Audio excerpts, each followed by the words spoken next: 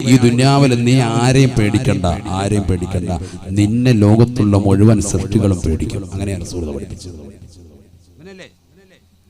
മൻ ഖാഫല്ലാഹ ഖാഫഹു കുല്ലു ശൈ, അല്ലാഹുവിനെ പേടിച്ചവനെ ലോകം മുഴുവനും പേടിക്കുമേ എന്ന് ഹബീബായ റസൂലുള്ളാഹി. അല്ലാഹയെ പേടിച്ചവന് ലോകം മുഴുവൻ പേടിക്കും, എല്ലാവരും പേടിക്കും. അല്ലാഹയെ പേടിക്കണം, എങ്കിലേ രക്ഷപ്പെടുള്ളൂ. പരിശുദ്ധമായ ഖുർആൻ സൂറത്തുൻ നൂറിലൂടെ അല്ലാഹു സുബ്ഹാനഹു വ തആല ഉറപ്പെടുത്തുകയാണ്, ഈ പൗരത്വ ഭേദഗതി ബില്ലും ഈ വിഷയങ്ങളുമായിട്ടൊക്കെ ലോകം മുഴുവൻ ചർച്ച നടക്കുമ്പോൾ ഖുർആനിലേക്ക് നമ്മളത് തിരിഞ്ഞു നോക്കണം. എന്താ ഖുർആൻ പറയുന്നത്? ഖുർആൻ എന്താ പറയുന്നത്? 3 കാര്യങ്ങൾ ഞാൻ നിങ്ങൾക്ക് വാഗ്ദാനം നൽകാൻ. 3 കാര്യങ്ങൾ ഈ കാലഘട്ടത്തിലേക്ക് ചൂണ്ടിയിട്ട് പറയേണ്ടതായ വാക്കാണത്. അല്ലാഹു പറയുന്നു 3 കാര്യങ്ങൾ അല്ലാഹു വാഗ്ദാനം നൽകുകയാണ്, നിങ്ങൾക്ക് ഉറപ്പ് നൽകുക. നബിയുനാ റസൂലുള്ളാഹി സ്വല്ലല്ലാഹു അലൈഹി വസല്ലമ തങ്ങൾ ഉറപ്പെടുത്തുകയാണ്, എല്ലാ വിഷമങ്ങളും പ്രയാസങ്ങളും മാറണോ 3 കാര്യങ്ങൾ നിങ്ങൾ മുറുകെ പിടിക്കണേ എന്ന് വിശുദ്ധമായ ഖുർആൻ. 3 കാര്യങ്ങൾ മുറുകെ പിടിച്ചാൽ മതി. 3 കാര്യങ്ങൾ അല്ലാഹു പറയുന്നുണ്ട്, അടിവരയിട്ട് പറയുന്നുണ്ട്. 3 കാര്യങ്ങൾ അല്ലാഹു നിങ്ങൾക്ക് നൽകും. ഈ 3 കാര്യങ്ങൾ നിങ്ങൾ ശ്രദ്ധിച്ചാൽ ഈ കാലഘട്ടത്തിലേക്ക് ചൂണ്ടിയിട്ട് ഏറ്റവും മർമ്മപ്രധാനമായ കാര്യങ്ങളാണ്. സൂറത്തുൻ നൂർ നല്ലതുപോലെ ശ്രദ്ധിക്കണേ. ബിസ്മില്ലാഹിർ റഹ്മാനിർ റഹീം. وعد الله الذين آمنوا منكم وعملوا الصالحات ليستخلفنهم في الأرض كما استخلف الذين من قبلهم وليمكنن لهم دينهم الذي ارتضى لهم وليبدلنهم من بعد خوفهم أمنا يعبدونني لا يشركون بي شيئا ومن كفر بعد ذلك فأولئك هم الظالمون وأقيموا الصلاة وآتوا الزكاة وأطيعوا الرسول لعلكم ترحمون.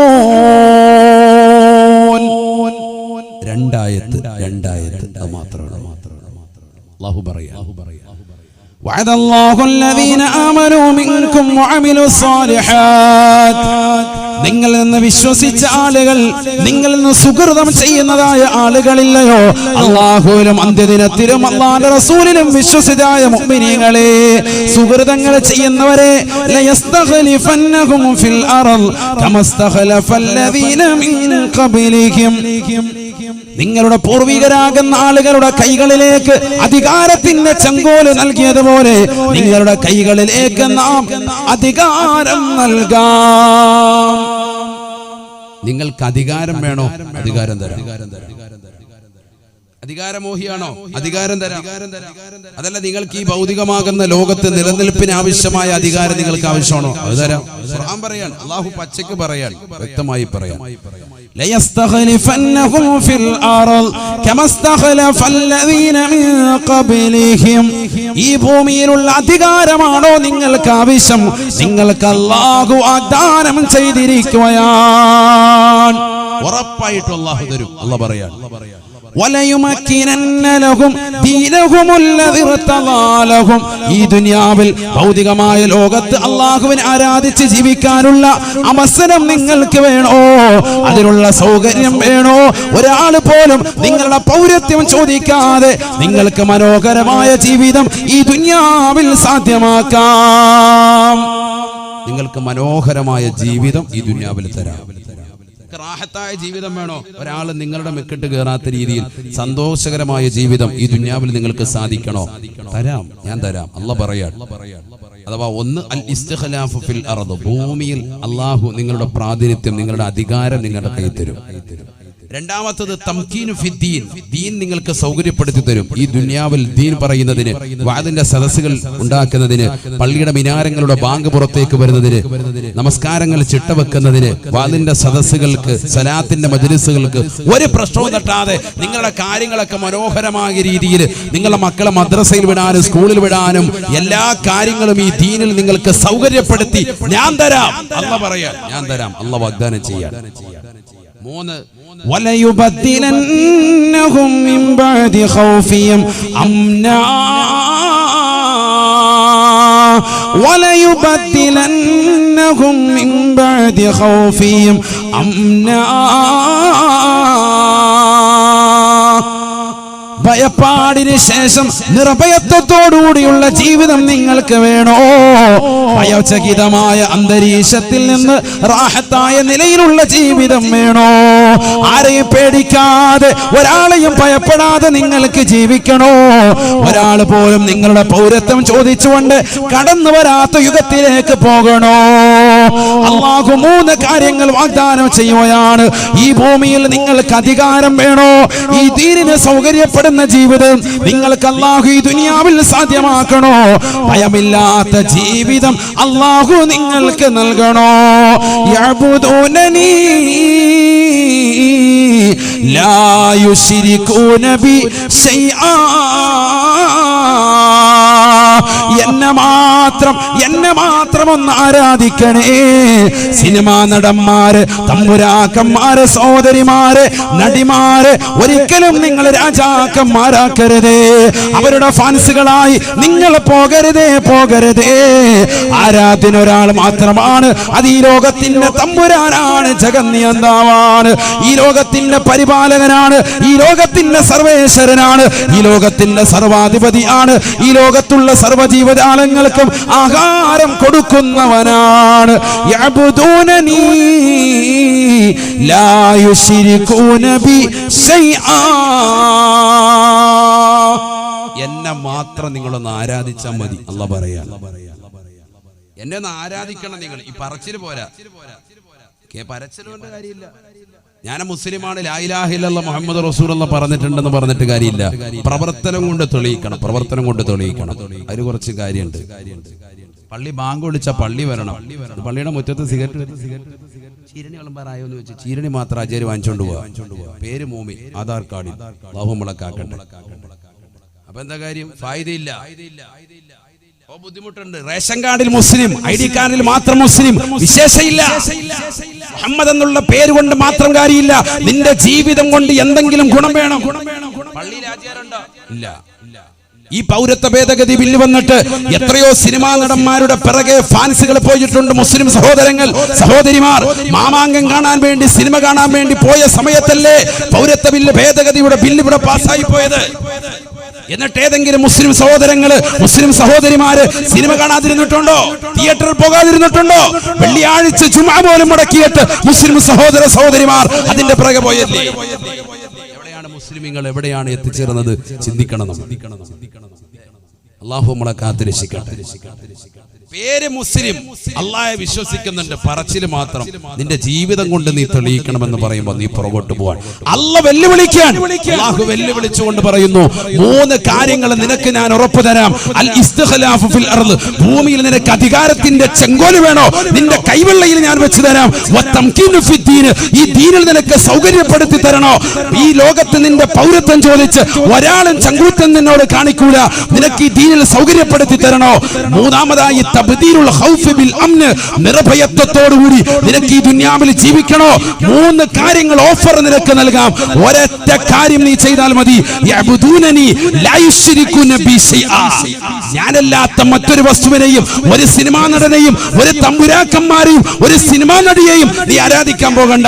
ഒരു സീരിയൽ നടിയെയും നീ ആരാധിക്കാൻ പോകണ്ട. മാത്രം നീ ആരാധിക്ക്. ഇശാ മഗ്‌രിബിനിടയിൽ സൂറത്ത് യാസീൻ ഓതേണ്ടതിന് പകരം, സൂറത്തുൽ മുൽക്ക് പാരായണം ചെയ്യേണ്ടതിന് പകരം, സൂറത്തുർ റഹ്മാൻ ഓതുന്നതിന് പകരം, സൂറത്തുൽ വാഖിയ ഓതേണ്ടതിന് പകരം നീ പോകുന്നത് സീരിയൽ നടിമാരുടെ സീരിയലിന്റെ ലോകത്തേക്ക് നീ പോയി. ഫസ്റ്റ് ഷോ കാണാൻ വേണ്ടി തിയേറ്ററിൽ പോയി ഇടിച്ചു, ബീവറേജിന്റെ മുന്നിൽ പോയി ക്യൂ നിന്നു, കഞ്ചാവടിക്കാൻ കൂട്ടുകാരുമായിട്ട് കൂട്ടുകെട്ടി. ഈ സമയങ്ങൾ മുഴുവൻ നീ കളഞ്ഞു. ജുമഅയുടെ ഏറ്റവും ശ്രേഷ്ഠമായ സുദിനത്തിൽ, ആഴ്ചകളിലെ ഏറ്റവും പവിത്രമായ സുദിനമാണെന്ന് റസൂലുള്ള പരിചയപ്പെടുത്തിയതാകുന്ന വെള്ളിയാഴ്ച സുദിനത്തിൽ തന്നെ ജുമഅ കളഞ്ഞിട്ട് നീ എത്ര തവണയാ തിയേറ്ററിൽ പോയിരുന്നത്? നീ എങ്ങനെ മുസ്ലിമാകും?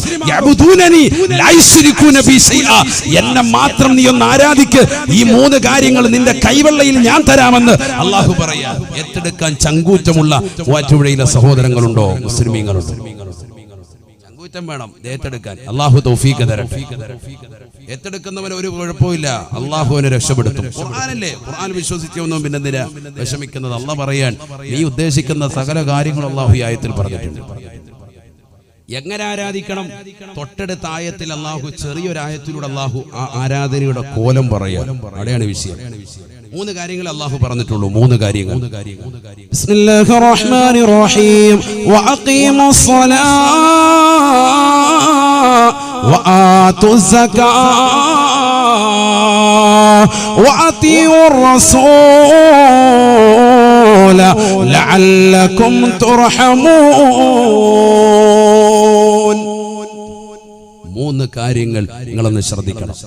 ഇബാദത്തിന്റെ മർമ്മപ്രധാനം അയ്യുൽ അമാലി അഫ്ളലു യാ റസൂലല്ലാഹ്, ഏറ്റവും ശ്രേഷ്ഠമായ അമൽ ഏതാണെന്ന് സഹാബി ചോദിച്ചപ്പോൾ റസൂലുള്ളാഹ് കൊടുത്തത് അസ്സലാത്തു ലിവഖ്തിഹാ, നമസ്കാരം അതിന്റെ സമയത്ത് നിർവഹിക്കലാണ് എന്നാണ്. അസ്സലാ എന്ന് പറഞ്ഞ് നിർത്തിയില്ല, നിസ്കാരം എന്ന് പറഞ്ഞില്ല. അസ്സലാത്തു ലിവഖ്തിഹാ, നമസ്കാരം അതിന്റെ സമയത്ത് നിർവഹിക്കലാണ്. ഇന്ന് മുസ്ലിമീങ്ങളിൽ അധിക ആളുകൾ നിസ്കരിക്കുന്നുണ്ട്, പക്ഷെ സമയത്തല്ല. സുബഹി നിസ്കരിക്കുന്ന ളുഹറിന് തൊട്ടുമ്പോ പള്ളി വന്നിട്ട് യാ അല്ലാഹ് ഇങ്ങനെ നിൽക്കുക, അല്ലാഹു ആക്കട്ടെ തോതിക്കൊണ്ട് നിൽക്കുന്നു. ഷാഫി മദ്ഹബുകാര് ജുമായ്ക്ക് വന്നതാ, എന്നിട്ട് പള്ളി വന്നിട്ട് ഒരു മടിയില്ലാതെ. പണ്ടൊക്കെ കുറച്ച് നാണം ഉണ്ടായിരുന്നു, തൈക്കാവിലൊക്കെ പോയി നിസ്കരിച്ചിട്ടെങ്കിലും വരും. ഇപ്പൊ ജുമാഅത്ത് പള്ളി തന്നെ ഫ്രണ്ട് സഫിൽ ഇമാം മിമ്പർ കയറിക്കുമ്പോ ഇവിടുത്തെ ഹൈബാൻ വന്നിട്ട് ഇങ്ങനെ നിൽക്കുക, തോതിക്കൊണ്ട് നിൽക്കുക, അല്ലാഹു ആക്കട്ടെ. ഇതാണ് ആളുകൾ. നിസ്കാരം എവിടെ? സുബഹി എവിടെ നിസ്കരിക്കുന്നത്? പൂർണ്ണ സമയത്ത്. ളുഹർ നിസ്കരിക്കുന്ന സഹോദരിമാരോ അസ്ർ ബാങ്ക് വിളിക്കുന്നതിന് തൊട്ടു മുമ്പേ മുസല്ല വിരിച്ച് പള്ളി ഇങ്ങോട്ട് കയറുള്ളൂ, മുസല്ലയിലേക്ക് കയറുള്ളൂ. നിസ്കാരം കഴിഞ്ഞാൽ ഉടനെ മുല്ലാക്കായ വിളിക്കുകയാണ്, വേഗം ബാങ്ക് വിളിച്ചോണം അസർ, ഇല്ലെങ്കിൽ ഭയങ്കര കലിപ്പ, കട്ടക്കലിപ്പ്, നേരെ പറഞ്ഞു വിടണം. അങ്ങനെ നമസ്കാരത്തിനൊരു ചിട്ടയില്ല അല്ലേ? ഖുർആൻ പറയുന്നു വഅഖീമുസ്സലാ, നമസ്കാരത്തെ നിലനിർത്തണേ. വഅഖീമുസ്സലാ, നമസ്കാരത്തെ നിലനിർത്തണേ, നിലനിർത്തണേ.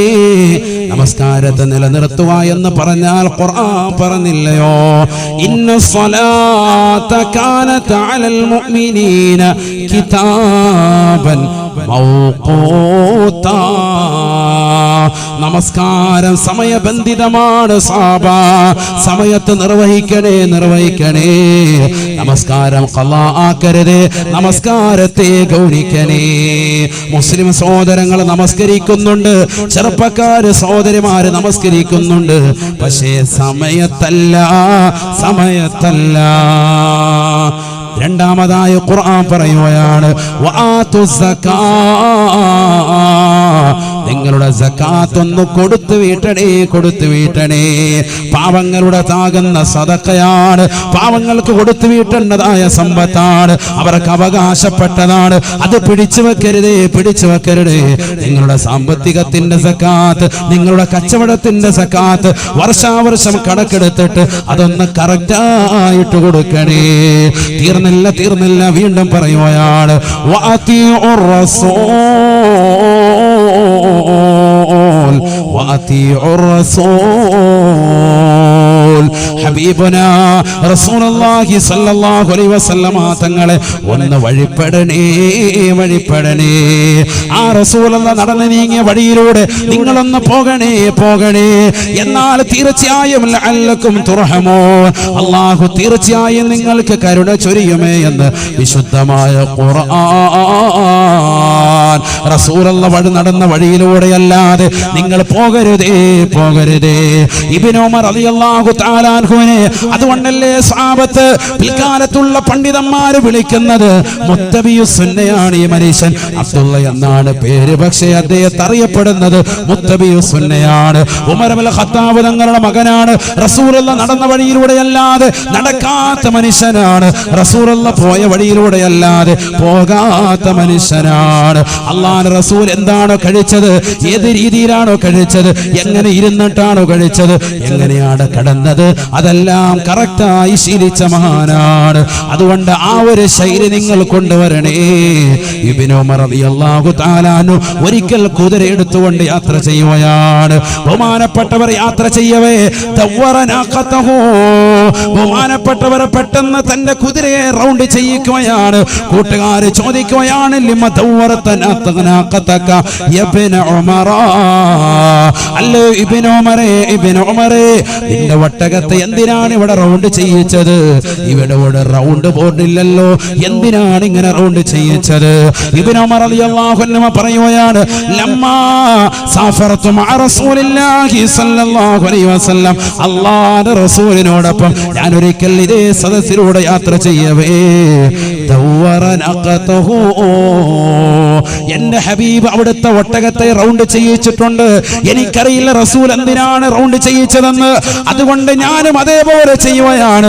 ഇത് നേരെയുള്ള വഴിയാണെന്ന് എനിക്കറിയാം, പക്ഷെ എന്റെ ഹബീബ് ഇതേ സ്ഥലത്ത് ഇതേ പോയിന്റിലെത്തിയപ്പോ ഒട്ടകത്തെ ഒന്ന് റൗണ്ട് ചെയ്യിച്ചത് എന്റെ ശ്രദ്ധയിൽ പെട്ടിട്ടുണ്ട്.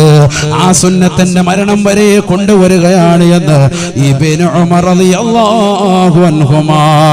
ഈ ഒരു ശൈലിയാണ് മുസ്ലിമേ, മുസ്ലിമത്തെ നിന്റെ ജീവിതത്തിൽ വരേണ്ടത്. ഒരാളെയും നീ പിൻപറ്റേണ്ടതില്ല. അല്ലാഹുവിന്റെ റസൂലിന്റെ തിരുസുന്നത്ത് നീ ഒന്ന് ഹയാത്താക്കണേ. ഹബീബായ റസൂലുള്ളാഹി സ്വല്ലല്ലാഹു അലൈഹി വസല്ലമ തങ്ങളെ നീ സ്നേഹിക്കണേ, സ്നേഹിക്കണേ. അബൂബക്കർ സിദ്ദീഖ് റളിയല്ലാഹു അൻഹു സ്നേഹിച്ചതുപോലെ, ഉമർ ഇബ്നുൽ ഖത്താബ് തങ്ങളെ സ്നേഹിച്ചതുപോലെ, അലിയാർ തങ്ങളെ സ്നേഹിച്ചതുപോലെ, ഉസ്മാൻ ഇബ്നു അഫ്ഫാൻ തങ്ങളെ പ്രേമിച്ചതുപോലെ ഒന്ന് അനുരാഗം വെച്ച് പുലർത്തണേ. സലാത്ത് ചൊല്ലി ചൊല്ലി മദീനയിലെ രാജകുമാരനെ ഒന്ന് ഒരു വേളയെങ്കിലും ഒന്ന് സ്വപ്നത്തിൽ കാണണേ.